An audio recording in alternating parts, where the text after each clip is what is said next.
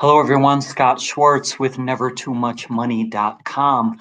I have reverse engineered the way banks and the wealthy make money so my clients can do what banks do rather than what they tell us to do, take back control, and become their own virtual banker. Now, this week I've been talking about business structuring, including in yesterday's live stream where we looked at a case study of someone whose business made between the $40,000 and $50,000 a year range that as a result of proper structuring was able to save $30,000 a year. Tremendous difference, tremendous results from doing this, from doing what I've been talking about throughout this week. And if you missed any of those, of course, that same content is available on my YouTube channel, elsewhere on social media as well. So I wanted to show the skeleton of just how someone would do this. What is that proper structuring is probably the question you all have. Okay, how do I do that? So I'll go through the basic structure. Keep in mind, please, that this will be customized for you and your business.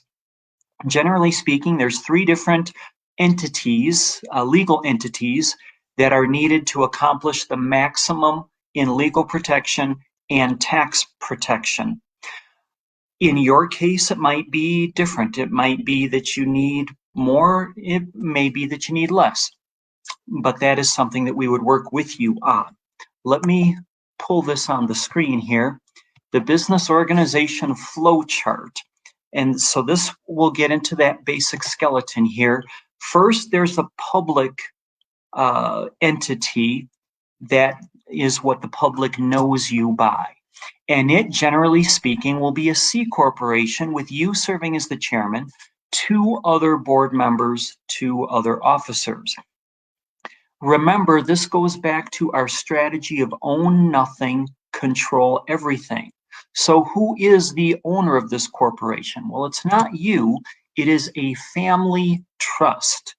And we'll set up that trust to where, of course, you have control, but the ownership is not in your name. The family trust would also be a part owner of a limited liability company. Now, the limited liability company, as you see to the right there, it is not a public-facing corporation.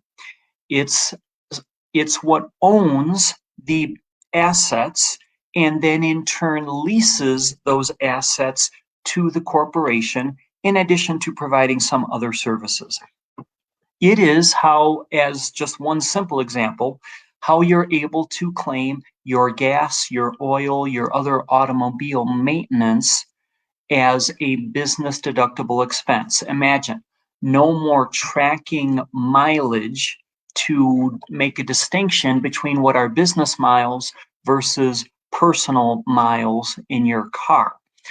Why? Because there is no need to make that distinction when the one business rents the car to the other. It is all a tax deductible expense when this is structured properly.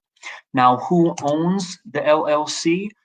Partly the family trust, partly you together with maybe your spouse or a business partner as individuals. The next layer down is a sole proprietorship, or in other words, you. Here now we're getting down to the personal level, but you've got that layered protection that protects you against legal liability and frivolous lawsuits, as well as provides the optimized tax deductions that all businesses are looking for. So there is, again, the basic skeleton. And next week, I'll be putting, you might say, the flesh, the meat, and the flesh around that skeleton so it becomes a more well-rounded picture in your mind and an active body that works for you. Now, I will mention that next week, this is Friday the 12th, November 12th, Next week, I will be only coming live on Monday and Tuesday.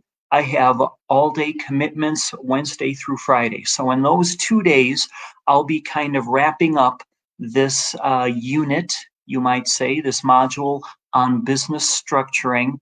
Again, if you've missed some of the content before, you can refer back to that.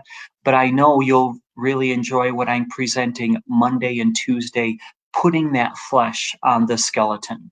Have a great weekend, everyone. Again, Scott Schwartz at nevertoomuchmoney.com.